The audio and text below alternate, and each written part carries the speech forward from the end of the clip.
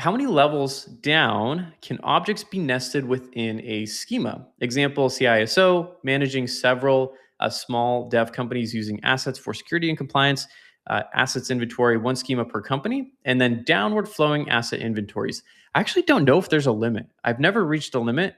I've done at least like 3 to 4, maybe 5 levels down when it comes to assets. That being said, I think if you're going that far down, you're probably better off splitting things up into their own schemas.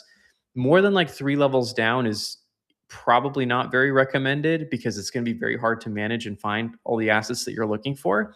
So my recommendation would be try to use as little amount of high level asset schemas as you can, breaking that up into as many object types as you can, and then you can nest in parent child those object types, but don't do it for more than like 3 to 4.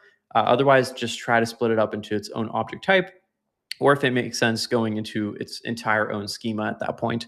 But definitely keeping this a little bit simpler. Otherwise, especially like it might make sense for you, right? But if you bring in a new team, new employees, and they have to go through and figure out like how all the hierarchies are created and managed, it might be a little bit more complicated for them. And usually the most simple approach is less hierarchy, 1 to 2, maybe 3 levels versus like 4 or 5 or more. That's kind of my typical recommendation.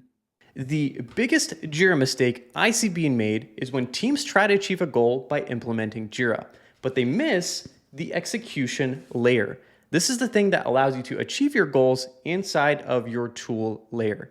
And if you're curious how we implement the grid operating system with our clients, hit the first link in the description below.